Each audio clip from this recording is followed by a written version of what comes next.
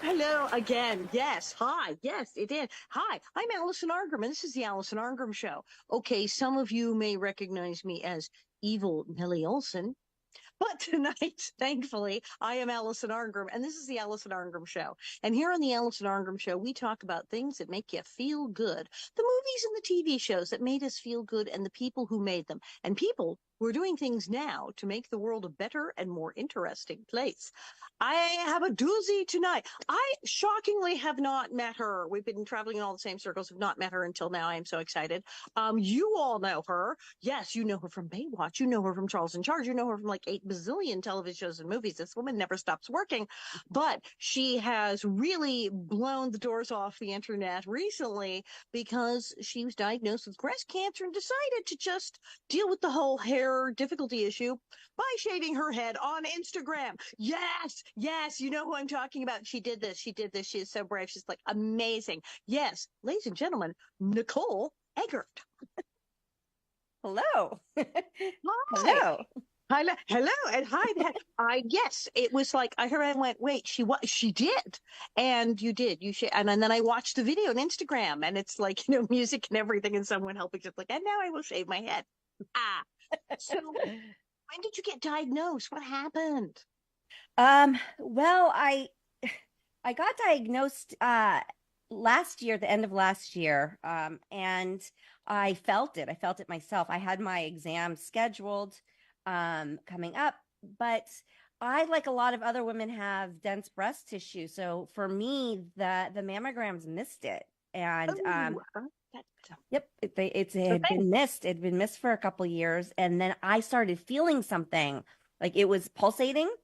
Hmm. It's like the Ah, best way I can really kind of describe it. It was like a little throb, a little pulsating, and then I did a self exam and I felt it, and it was like, you know, get me in, and it took a while because it's all such a waiting.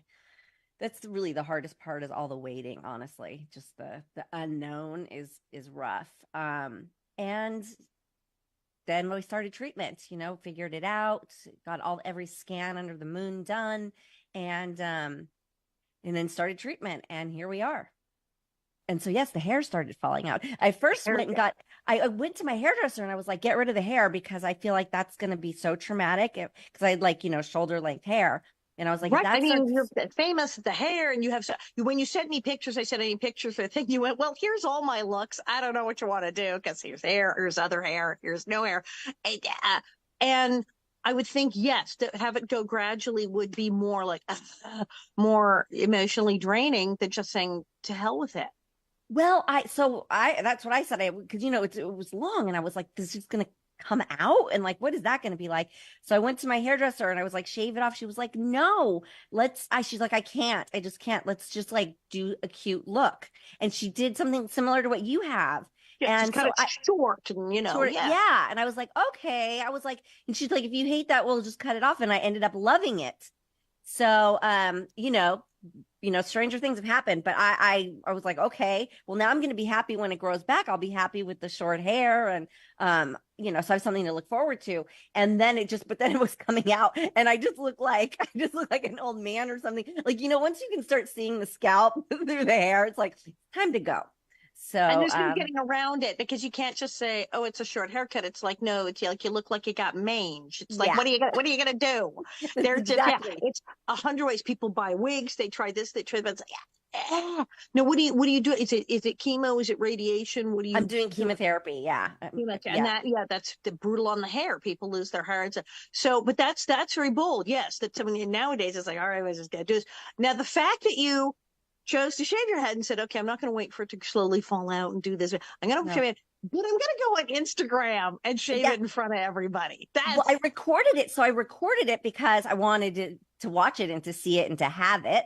And I've sort of been documenting my journey anyways.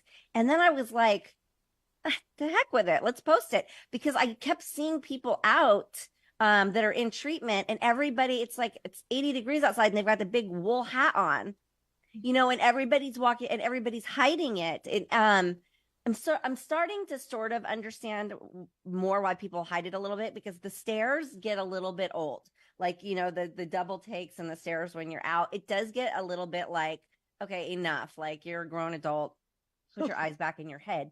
But I think because I have a thick skin and I'm used to maybe people looking twice at me anyways from acting, and maybe they recognize me, maybe they don't, that I'm more used to it. But I can imagine that if you're not used to people gawking at you, it could be really sort of annoying. So everything is like this learning process, but I still go out bald because it's the most comfortable and it's just the natural, and I don't hate it. I just don't hate being bald.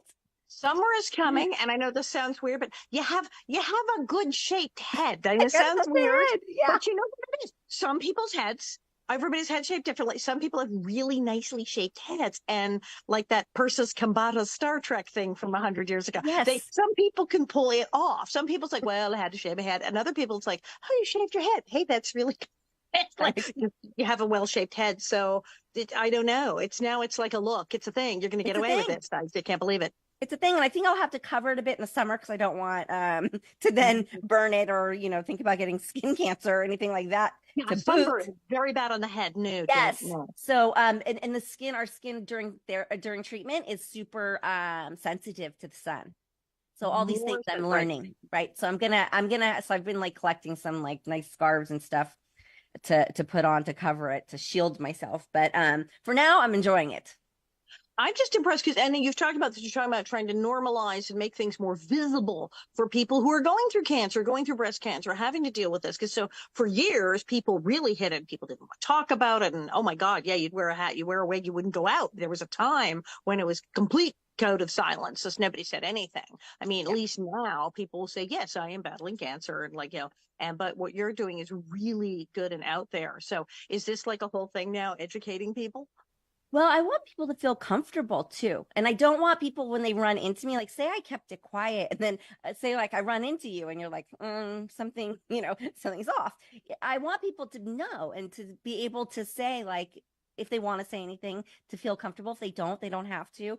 I just feel like so many people are affected by this disease, and you really realize it when you're diagnosed with it. How many I don't think I know anybody that's not affected by it. So it's like we've got to talk about it. And there's no way to fix it. There's no way to change it. There's no way to make people feel better about it unless we're talking about it, right? It's absolutely, absolutely. And for women, it's difficult because we are judged on our looks. Many of us spend our lives thinking about our looks, and our looks are become part of who we are for many women. And so to have a radical change, something that affects your looks, obviously breast cancer, you're talking about your breasts, and then you shaving your head. And these are like the two most visible and major things for women's identity. And hello, I mean, you're gorgeous, gorgeous woman, and known for such things as Baywatch and being the gorgeous, sexy babe in so much of your stuff. How jarring, how weird for you, how weird for your fans is all of this? I think it's probably more weird for other people. Surprisingly, it's just not that weird for me. And I always kind of wondered what it would be like to shave your head. I always kind of wanted to do that in a weird way. But I always thought it would be for like a part or something. I never knew I'd be here. But as life deals you. So I just I, I'm really not that attached to hair anyways. Let's put it that way. I've had every kind of hair under the sun. I know a lot of women have a lot of men too, struggle with letting go of the hair. The hair is like a big deal. And I get that, but it comes back, you know? And this is sort of a badge of honor in a way. And I want people to be proud of like what they're going through in their fight. It's sort of like, I don't know, it's sort of a badge of honor in a way. I don't know how else to say it. And then also, you're a mom. How old are your kids? My oldest is 25 and my youngest is 12. And how are they responding to all of this? Um, they're great. I mean, they are, they're like my rocks. They're my best friends. I don't know what I would do without them. We're all very, very positive. We're all, very, just really putting the best energy out there. And my oldest lives in New York. So my little one's with me every day. And she's so solid. She's such a good human. I really lucked out with her. And, like she's the one that was helping me shave it, and she's not embarrassed at all, doesn't even flinch, doesn't even care.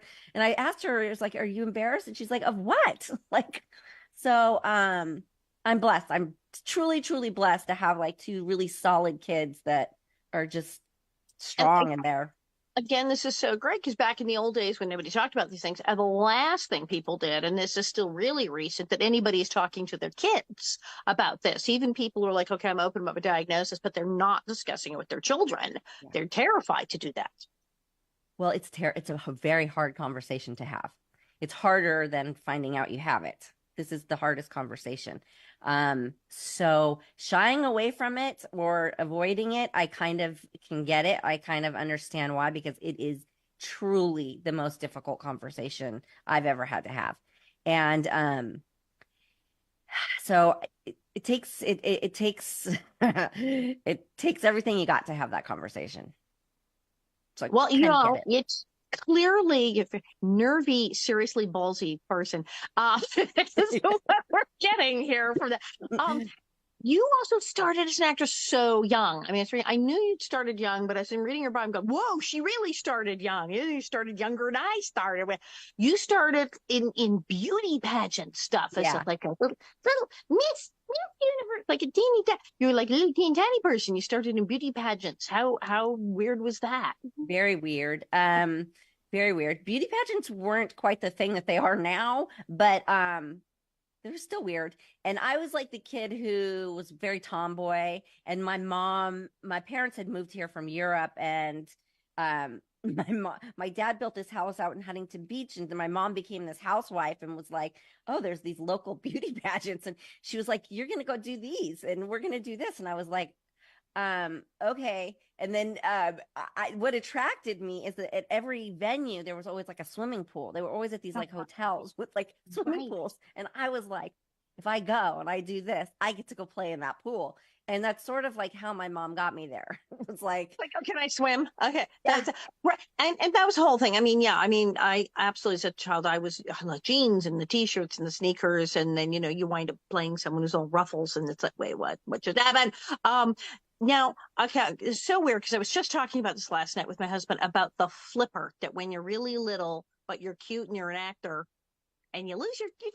We all lose our front teeth. Every human loses their teeth and they grow in. This is what happens to children. And nowadays it's a little more normalized. You'll see little children in commercials like with the little gap, and it's cute. But there was a phase, and certainly when I was a kid, where, yeah, oh no, if you were especially beauty pageant kids, you had to have a replacement thing. I was just doing, I mean, I want to say commercials, but it's really more like commercial. I mean, there wasn't some huge juggernaut of a career happening yet, but by God, they took me out and got me the thing to cover where I'd lost my front teeth. oh yeah, I had And tons of did you them. do that thing? Oh, I had tons of them. So every time a tooth fell out. I mean, I even think that I had one time that went in front of a loose tooth because they knew it was coming out. So they made it for when the Preemptive cosmetic flipper, preemptive cosmetic coverage in case. yes, because it was coming. We just didn't know when. And God forbid. Yeah, it's so I know because kids now you see kids with braces and crooked teeth and missing teeth, and you're like, finally, on TV, you finally see people that look like people. And So it's considered adorable and oh how cute they embrace, how cute they. But oh yeah, when I was kids, so yeah, I know. I had the fake thing, You which should be is because perfect. I was the kid who then would come into the audition and go, look, there's not real. Yeah, flip it. Yeah. Take it out immediately. I was like, ah.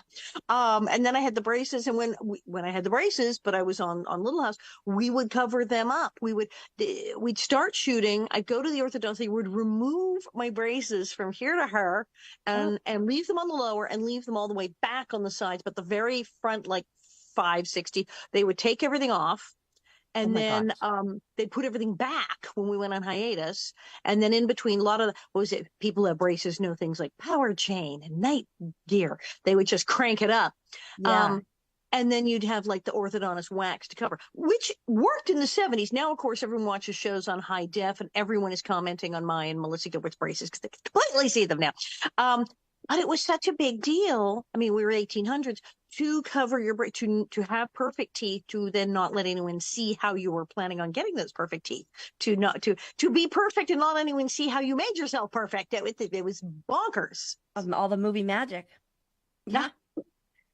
So you start So you were a child actor super super young, and then you kept going, and as we know that is rare. It's like there's the people who work like from itty bitty age to like around 10, and like yeah, that's the whole show. Or they stop as teen, because teenager is hard because you look older, and they'll just get somebody 18 to go do that. And I got lucky and had a steady job from 12 to 19, so I was like covered.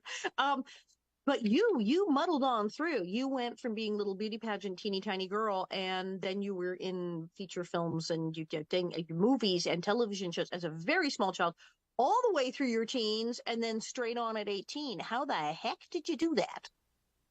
I don't know. I don't know. And I feel like weirdly, I feel like Baywatch kind of put an end to that. That was sort of like it was like, okay.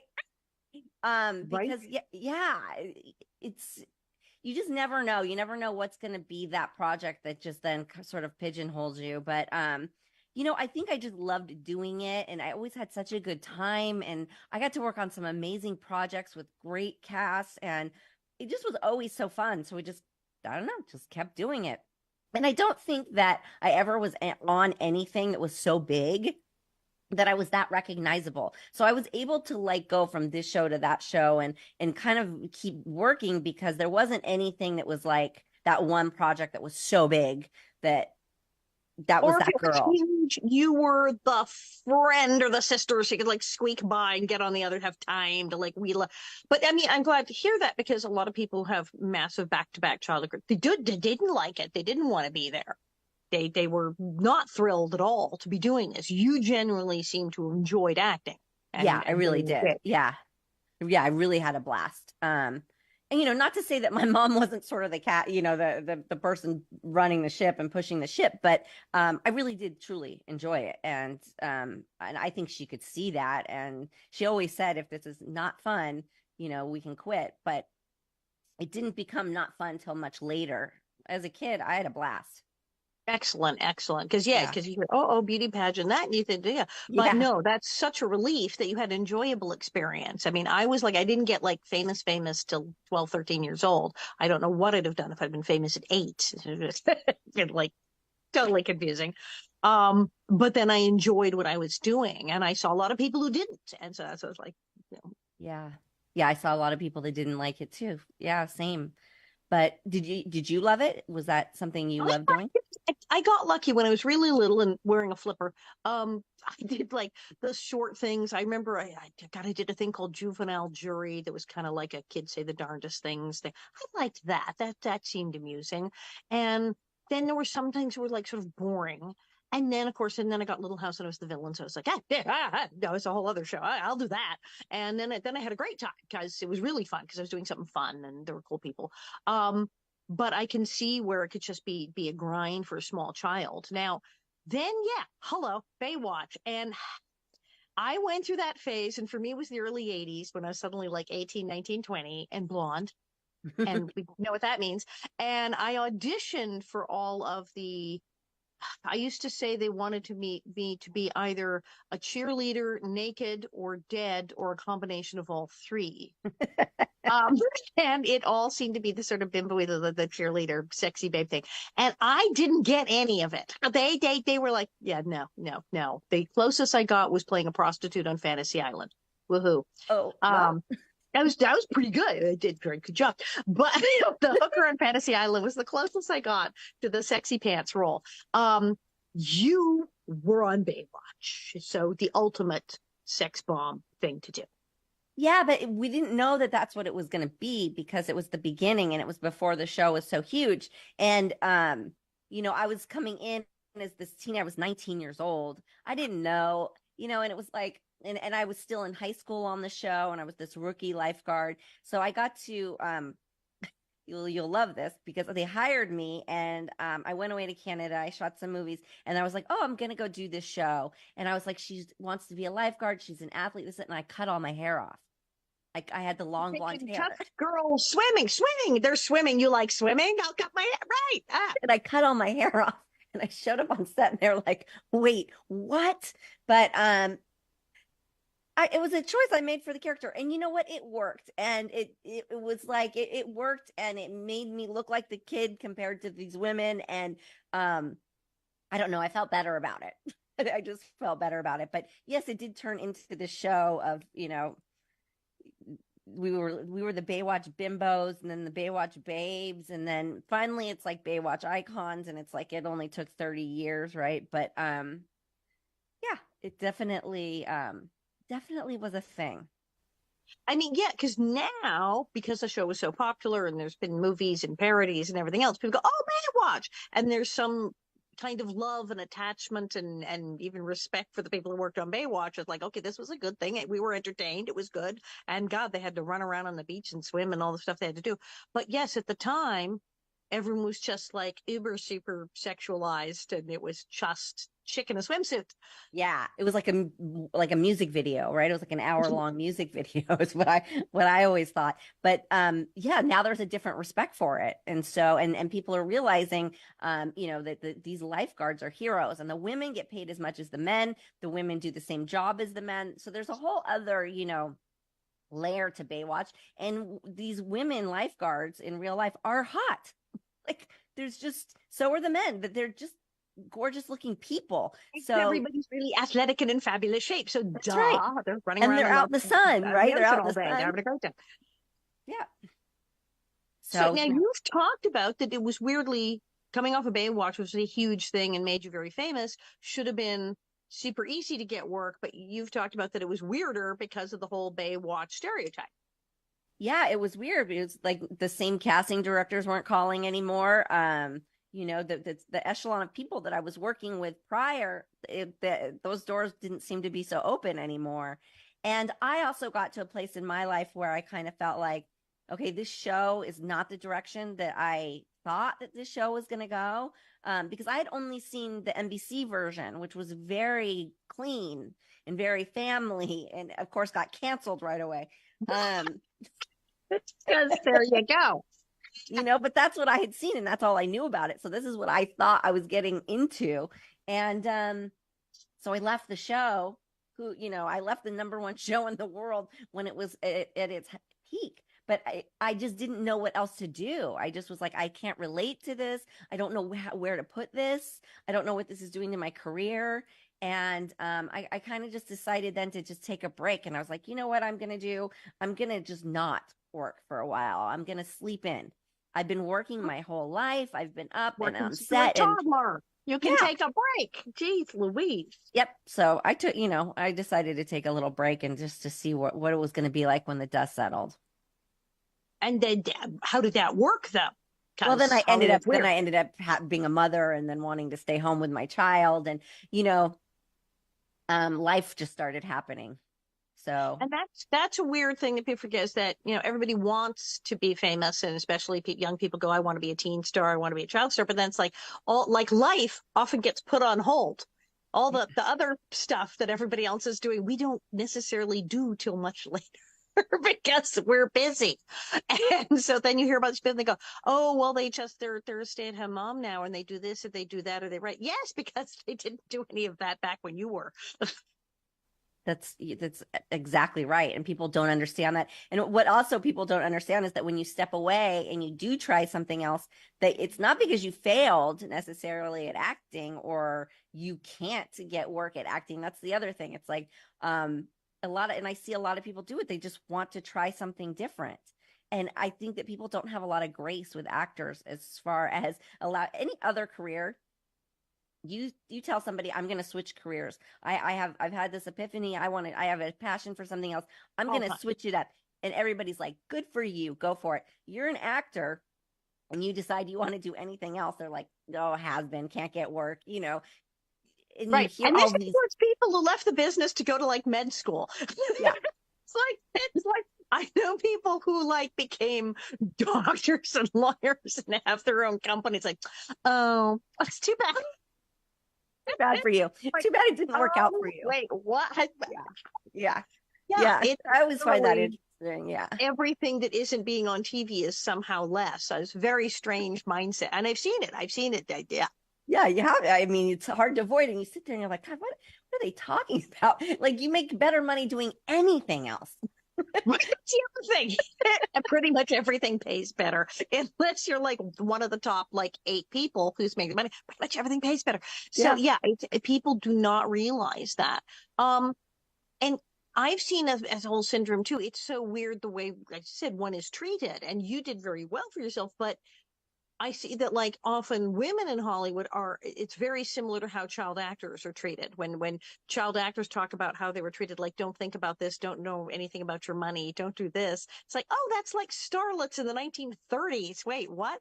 Yeah. And it's weird. Women are treated a lot like child actors are treated, and it's can be very depressing basically. It's like it's wearing. You're like, really you're just going to talk to me like I'm stupid forever?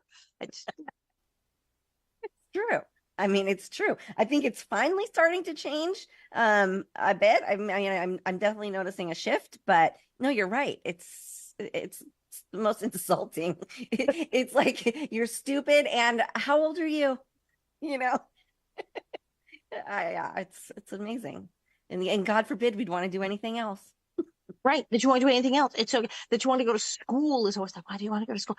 It's always very strange. And as I said, being talked to like you're dumb. Did you, as a child? Now this is the question. Did you get your money when you were a kid? Was there a trust fund? Did you at least get your money? Was it all siphoned off? Did you do well as far as the child actor money situation? Because that's Yes, a toughie.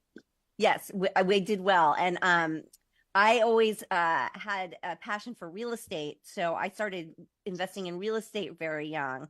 And so up until just recently, that's really how I lived is real estate, to be honest with you. So, but, acting allowed me to be able to invest, and then investing, it's been, allowed me to raise my girls because I'm a single mom for both of them. I've done them both by myself.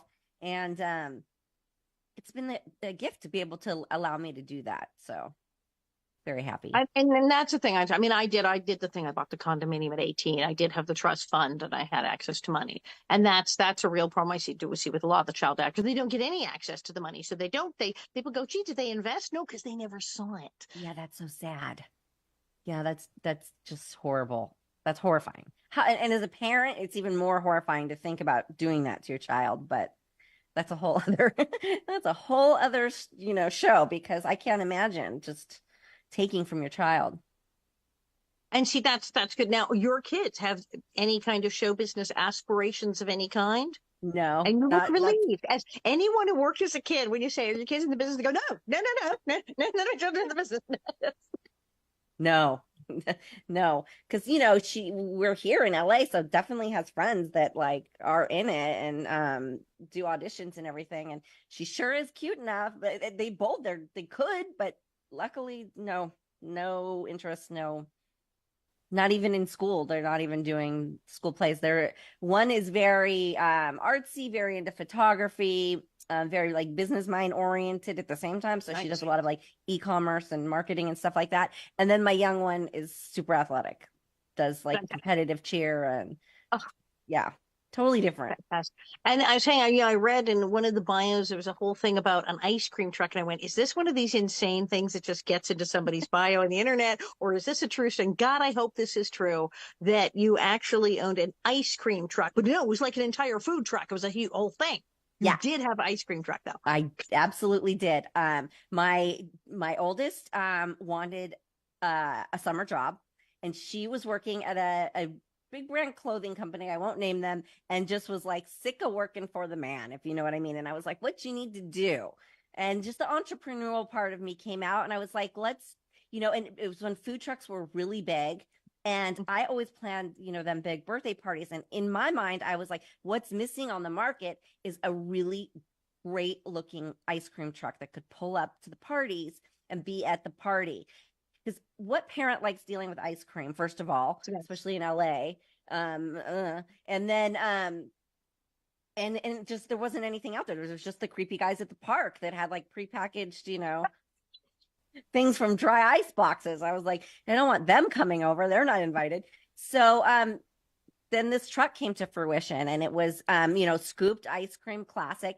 It didn't drive around. It was definitely specific for events and birthday parties and things like that. And so it was a great job for my daughter and her friends. They got cash, and there was no boss. She was the boss. I was the boss. But, when the truck was out, she was in charge. And it was a lot of fun. Those trucks are fun. They're fun to be on. It's a lot of work, but it was a good time. It really was a good I time. like that because I've been to parties with taco trucks, and you're right. Ice Yeah. cream truck, that's what you need. That's what you need. Now I see them a little bit more, but back then there wasn't anything like it. And people would be so excited to see the truck. They were like, "What is this?" And those smiling faces running up to the truck. It just was fun. So it was like good customer service too. It wasn't like some jobs where, people are miserable. People were always really happy at the ice cream truck. So Right. So that's a little better. 'Cause, yeah, customer service like totally blows because everyone's like horrible to you. right. So now I was asking before we started because I went, oh my God, I can't believe, has she written a book? Have you written a book or do you intend to write a book? Because damn. I haven't. I do get asked this all the time, but I'm always like, geez, I hope the best chapters haven't happened yet. So I just don't know that I have a full story to tell. And then with my diagnosis, I definitely don't have a full story to tell yet. So it's not something I'm doing right now, but I mean, I should. I'd like to write. Um, but I think it's funny. A lot of times you look at yourself and you're like, but it's so boring. It's so boring. What do people want to know? And I just have to be a little bit in the mood to be a little bit more objective than that and or subjective than that. And I don't know, maybe one day I will. I don't think anyone would look at any part of her life and go, gee, that was boring. I do. Like boring, but no, because people always have a million questions. But I mean, maybe I will one day. Maybe I will. I think I gotta battle this fight first, and Right. then You have a lot on your plate right now. I get do. that. Yes, there would be that. Yeah, I And do. and at this point, how long has it been? I mean, how would you say it is going? Well, I respond. Well, when I say I respond well, that's not good. I shouldn't say that. I do okay on the treatment. Um, Sort of going as so well as can be expected, as they it's say. yes, I really braced myself for like the worst thing in the world, and it's not been. So I'm very appreciative of that. The anti-nausea, all the medication they give me, my body responds to, and I don't. Great, So great, great, I great. feel okay. It's definitely manageable. Um, I will be having my fourth treatment, and it will be the final one of this protocol of chemo that I'm doing. It's the strongest one available. And then I will be scanned sometime in late May to see where we're at. And hopefully it's at a place where they can maybe go in and surgically remove it. Because that would be ideal. So they're starting with chemo and then talking about surgery. After that, we hear a lot about surgery and then chemo, but right. this is different.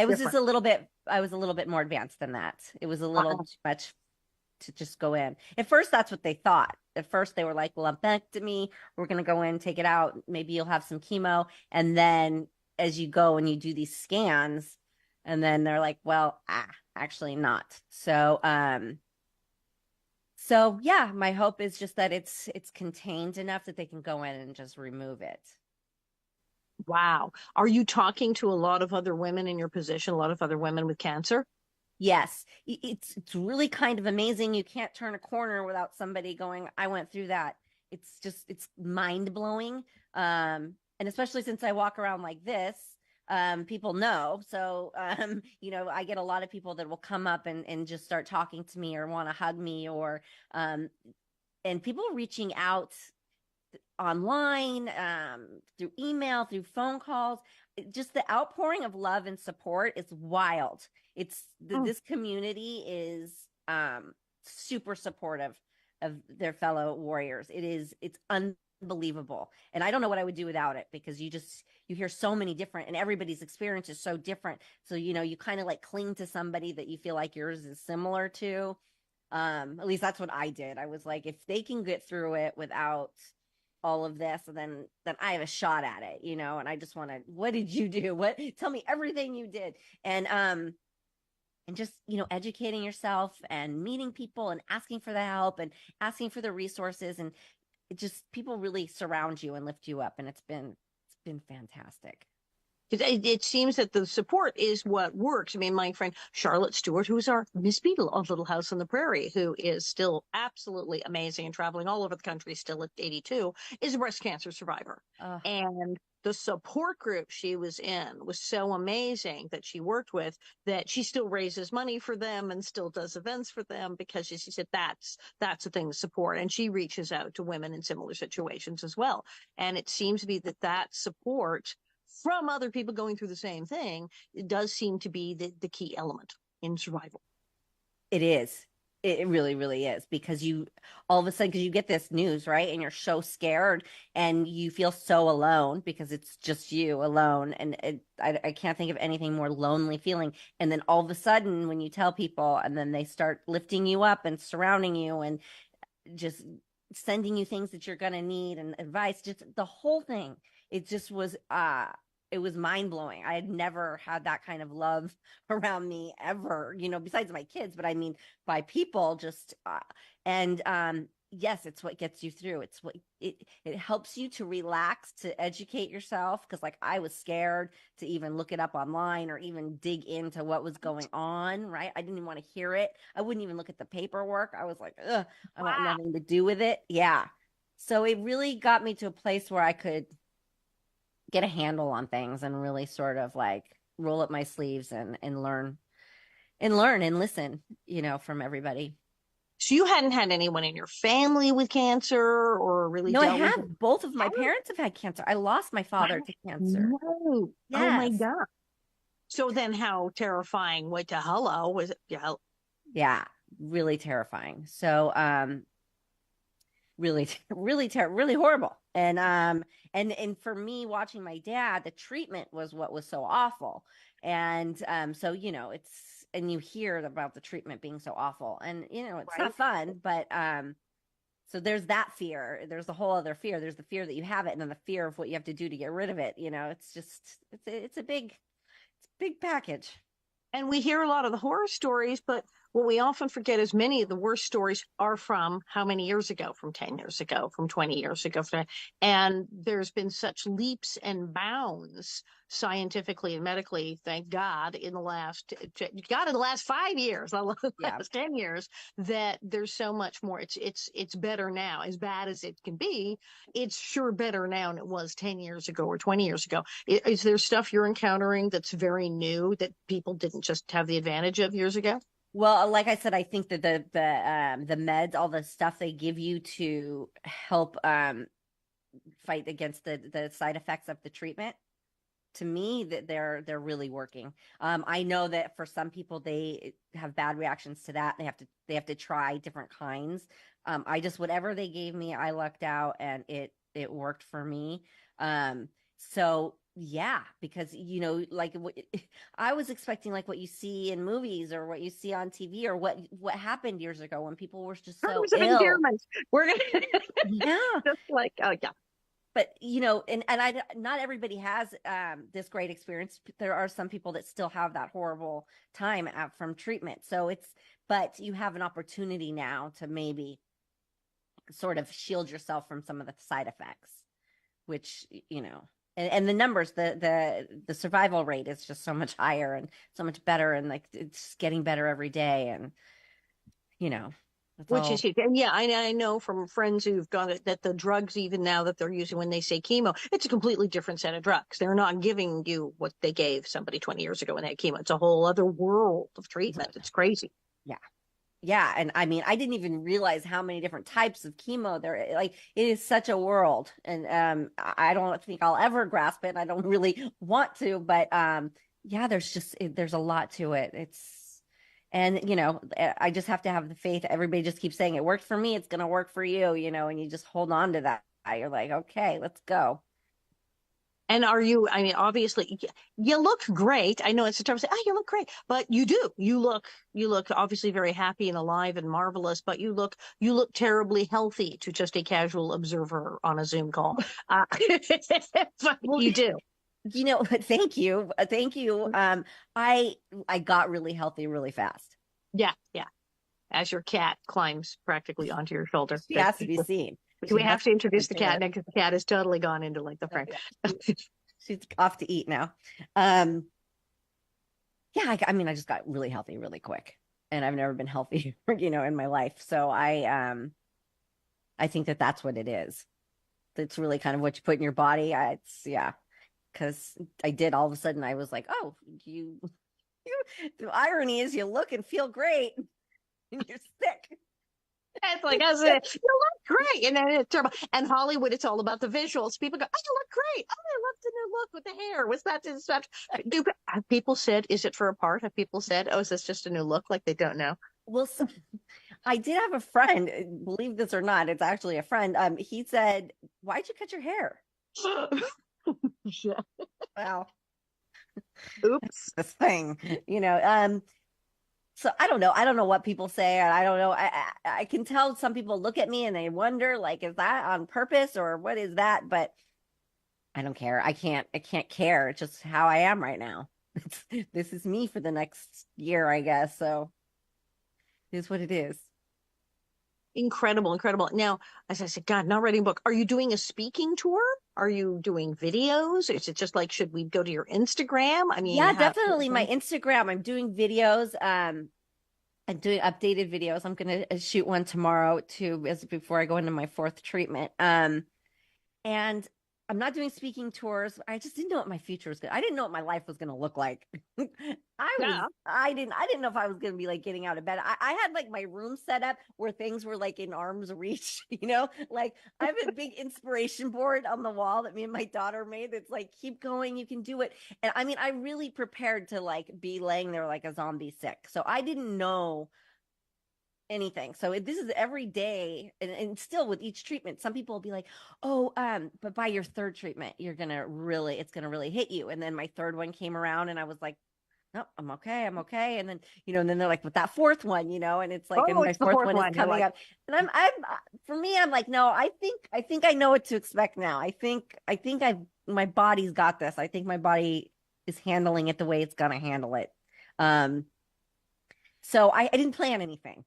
Back to your point, is that I didn't plan anything because I didn't know what the hell I was gonna. I you didn't were know. ready to take to the bed. You had the bed, you had the pillows, you had the cat, you had the drink on the counter. Yeah, Yeah. I had the barf bags. I had it all like set up. So I didn't know. So as we go along, now I'm starting to go, oh, I can do this. I can put things on the calendar. I can get out and go. So it's all a new day every day. Nice, nice. Now, the support? Are you in a regularly scheduled support group? Do you do it by Zoom? Do you do it in person? What do you? I don't go to a cancer support group because I get sick and tired of talking about it. I I really get sick of it. Oh, it's only the fourth treatment. Wait till you fit, then you'll be talking.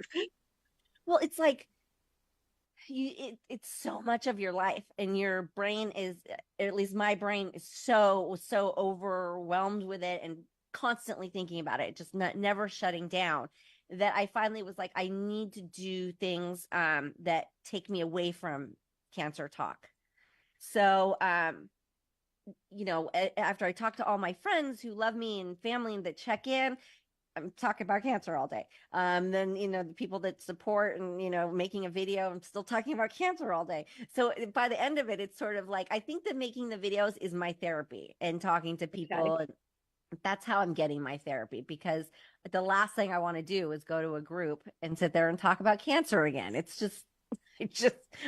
the end of the day, I'm like, let's go out, let's get outside, let's go do things, let's get away from this. So this is like a good time to take up a new hobby. You get a new job. What do you want to do? What do you This want to do? is Because true. you're talking about cancer, but on the other hand, with your position, your fame, and how well spoken you are, and how you look, and how you talk, and acting that you're funny, my God, you talking to people about cancer out there who have no one to talk to, this is going to be really good for people. Oh, yeah. Well, I'm learning that. I'm just learning that as I go along, because I'm new to it.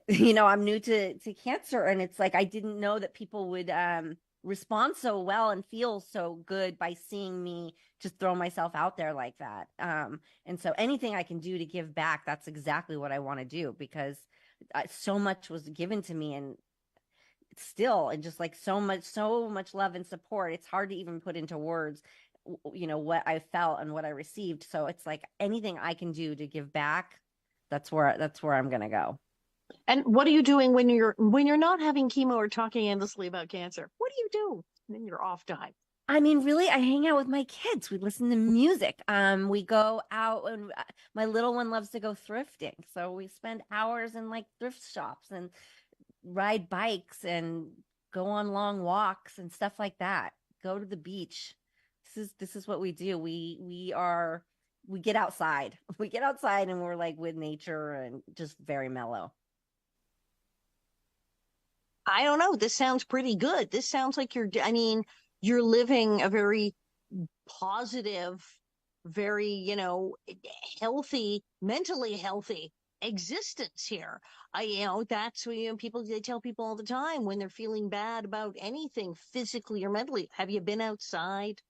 It's amazing. It's amazing. Like my doctor had said to me, I don't know how you're going to feel if you're just sick or whatever. Still, make sure all the windows are open. And I was like, that's such a good point. Make sure all the windows. Of course, I have like all my windows. I'm like, everybody, make sure my windows are open. Make sure my music is playing. And it's so true to just get up and go outside, just to be in nature, whether it's on a hike or on a walk or just down the street.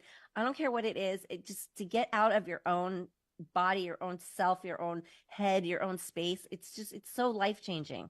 And listen, this is up and down. I have down days too. I had a couple down days the other day. God. It's not always so positive, but I have to remember, it's a survival technique too. You've got to work on being positive. You have got to enjoy every moment right now. It's, what do you, if you sit there and you're worried and you're worrying about it and worrying, you're just going to make yourself more sick and you're not enjoying what time you have, right?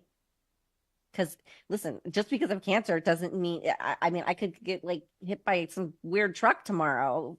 You know what I mean? Like you This just don't know. literally, my father used to say, you could be hit by a bus tomorrow. Yeah, Literally raised me on you could be hit by a bus tomorrow. but it's And yeah, true. It's so true. And it just rings so true for me now in this moment. So I'm like, we just gotta just have fun. well, then I would say, what would you say to women out there who perhaps have not recently had a mammogram, who are not doing self-exam? What would you say? Well, it's very important. Mammograms are very important. Women with dense breast tissue really need to do self exams. You really need to go to the gynecologist and have your exam, and they will also do they will do a hand touch exam. Those are very important, very, very, very important when you have dense breast tissue. So everybody needs a mammogram. They really don't hurt. Put your big girl pants on, go get it done. You're gonna, if they find something, that's great because you found it and you can work on it.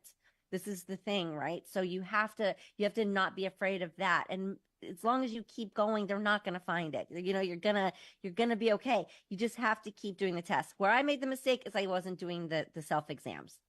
I didn't do it. And we And forget that because we get so used to, oh, well, I'm having a mammogram. Do I need to do that? And you're right. You're right.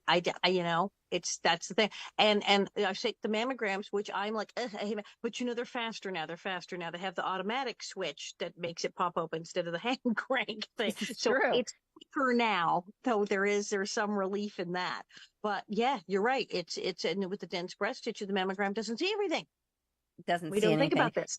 And I know that there's technology coming out, and hopefully some of it will be out very soon that's going to be able to help with that. But in the interim, definitely do the self exams. Just get to know your boobs, get to know them, what they feel like, what's right, what's wrong, and just stay on top of it because catching it early detection is everything.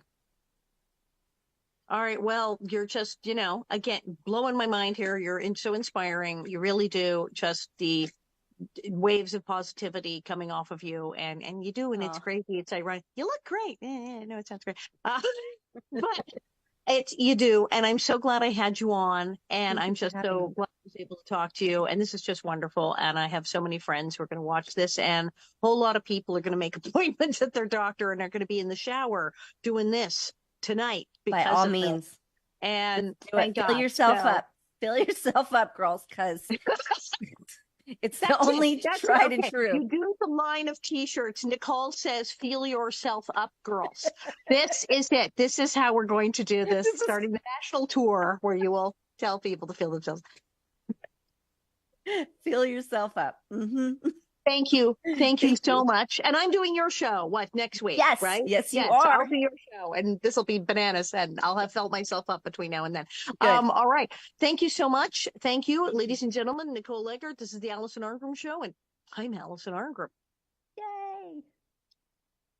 Thanks for having me.